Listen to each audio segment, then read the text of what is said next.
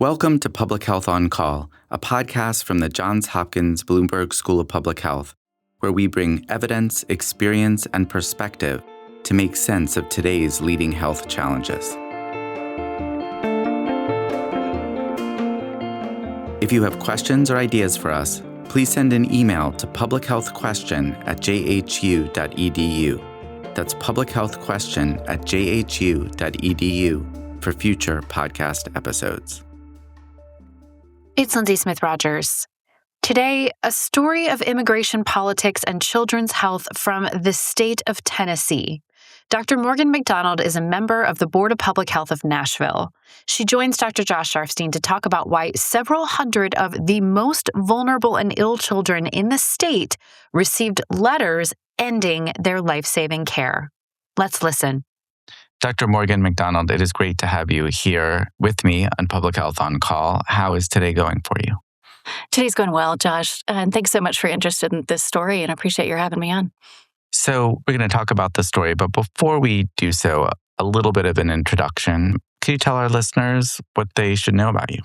Sure, absolutely. Well, I am a public health physician and do population health policy now. I see patients in primary care who are uninsured in the Nashville, Tennessee area currently. It's been about 8 years at our state health department, leading maternal and child health, much of our data infrastructure modernization, and much of our COVID-19 pandemic response. Spent the last year in state service as interim commissioner, and I work now on multi-state health policy. So a lot of experience in Tennessee. I think so. It's a great state to be in. That makes you very familiar with the particular program that we're going to talk about, a program for children. Could you explain what this program is about?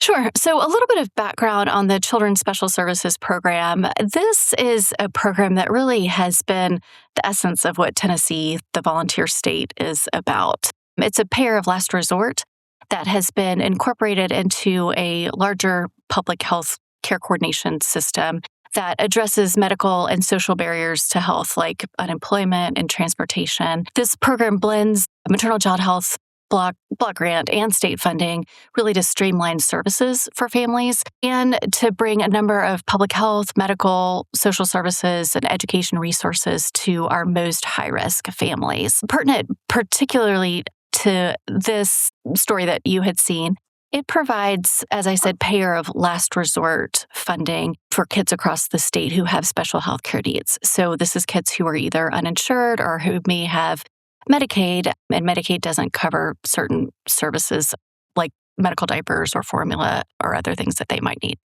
And we're talking about children with very significant health needs. Could you maybe give a couple examples? Sure. So the program itself is quite broad and covers about 4,600 kids, many of whom have really significant medical needs. So these might be kids who have hearing loss and need hearing aids. These might be kids who have cancer diagnoses and need chemotherapy and specialist services. And these might be kids who are on long-term ventilators. And this program really provides a critical life-saving service to those kids. You said they're a payer of last resort, which means there's no other resort. This is it for a kid in this service. And kids with cancer, kids with significant conditions from birth, for example. That's correct. Kids who may need the support to even breathe. Absolutely. And really across the state. So from one end of the state to the other, it covers kids who don't have other resources. And that's been the purpose of this program. I'm familiar with these programs because they exist in other states. They exist in Maryland, where I used to work at the state health department. And so it was a story that caught my eye. And what I saw was that there are kids who are losing access to this program. Could you tell me about what happened? Sure. So the Tennessee really entered our state legislative session in a context of really significant scrutiny of all public funding, of public health, and especially any services that might be available for immigrants and particularly undocumented immigrants without really any regard to their own personal story or asylum claims. And so we had already seen significant impact from federal changes here in Tennessee, programs like our Tennessee Breast and Cervical Cancer Screening Program. So I as a physician, a year ago, for example, didn't have to ask about documentation status to triage a breast mass. And then when I saw a patient a few weeks ago, a woman in her mid-40s with a rapidly growing breast mass who's lived in this community for over a decade, cleaning houses while waiting an asylum claim, I could no longer enroll her in a program that previously would manage her diagnosis and treatment.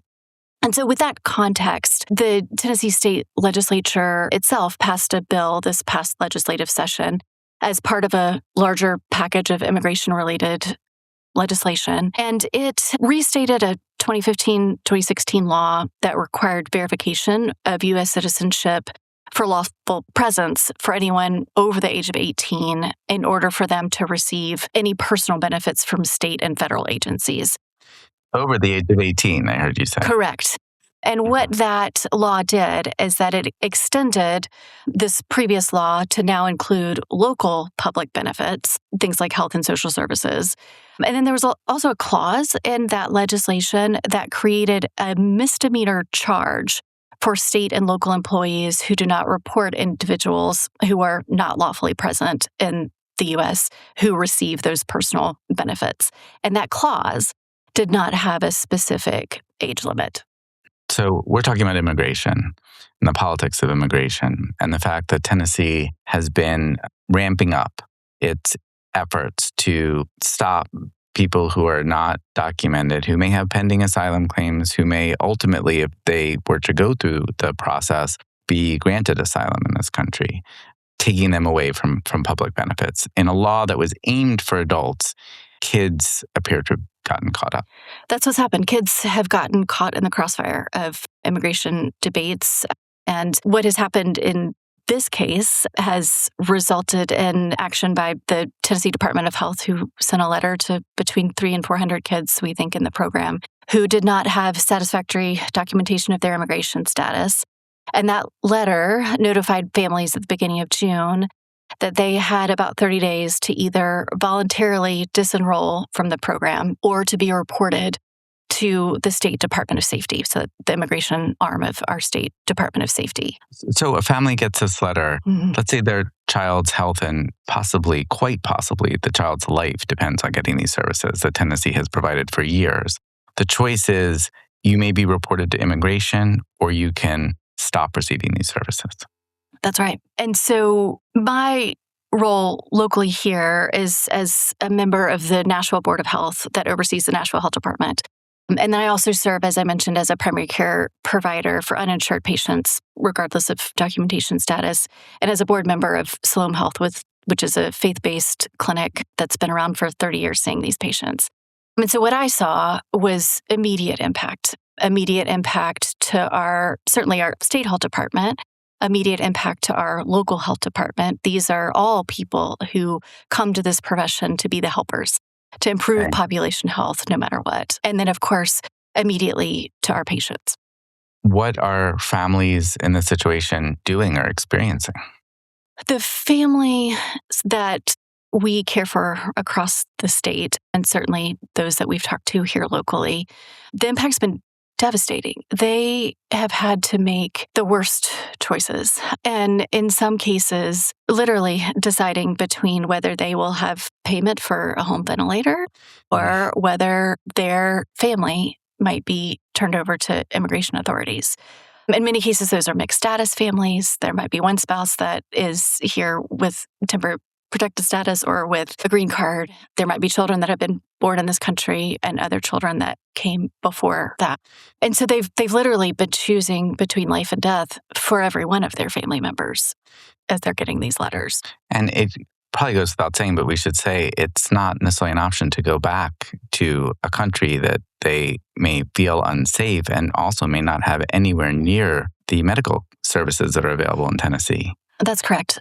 So it has, and when I say life and death for every family member, going back often puts their entire family at risk from many times they've been fleeing trafficking or fleeing drug violence or political violence. And so literally that decision to go back often puts their own life and the rest of their family at risk themselves. And then, of course, the medical care that their kids sometimes cannot live without is often not available in other countries. And often they came here and things happen. A child got into an accident and then needs an orthopedic service, or a child gets diagnosed with cancer or gets diagnosed with a metabolic condition that they didn't even know that they had coming into this country. Yeah. Do you think this is what the Tennessee legislature intended? I really don't.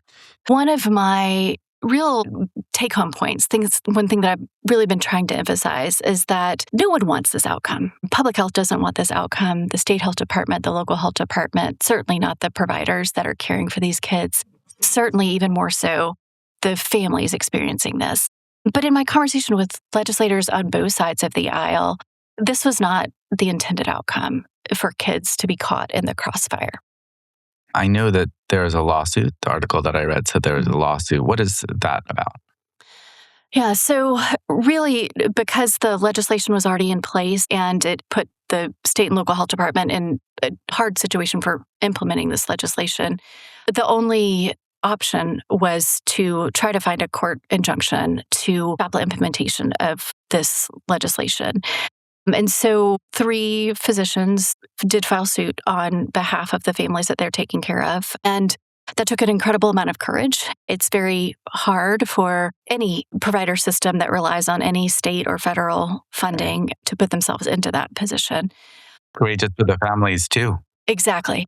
All across the spectrum. And so this did allow some protection for the families. And there has been an agreed upon injunction by both the State Department of Health and the providers that have filed suit to this point, while the case is moving forward, to notify families that they can be re-enrolled in children's special services, that payment can continue for those services while this case is working itself out. And the hope really is to buy time for the state legislature to come back and to readdress this when they come back into session in January, and for service providers to be able to figure out alternative means of being able to care for these families. I have not heard of this situation in other states. I think all states have programs that are similar. Have you? I've not. No other states are applying these kinds of restrictions for kids that need life-saving care because of those dollars. Yeah, I mean, it's hard to imagine, for me personally as a pediatrician and someone who's familiar with these programs, anything more cruel than taking away literally the ventilator from a child who absolutely needs it in a program of last resort. Literally the ventilator. What public health has had to go through with this implementation, and they have personal relationships with families, and for them to, be the helper for these families, then to feel like they are having to take those services away is beyond traumatic. And the families themselves are incredibly brave and compassionate. And so to see that amount of damage inflicted to a child it's beyond heartbreaking. There's the profound injury to the children and the families. There's the moral injury to the caregivers and to public health. And I hope very much that you're right, that this was not intended and that this can be fixed. You're right about all of that. And I do think that there's a fix to this specific tragedy, really. And I think that there's a fix in the larger context of our country here. Dr. Morgan McDonald, thank you so much for joining me. Thank you. I appreciate it. Public Health on Call is a podcast from the Johns Hopkins Bloomberg School of Public Health, produced by Joshua Sharfstein, Lindsay Smith-Rogers, Stephanie Desmond, and Rachel Walsh. Audio production by Michael Bonfils, Matthew Martin, and Philip Porter, with support from J.B. Arbogast, Spencer Greer, and Chip Hickey. Distribution and social media by Rachel Walsh, with support from Nick Moran and Brianna Iacovelli. Follow us on Instagram and Blue Sky at Public Health Pod for more public health takes and special content.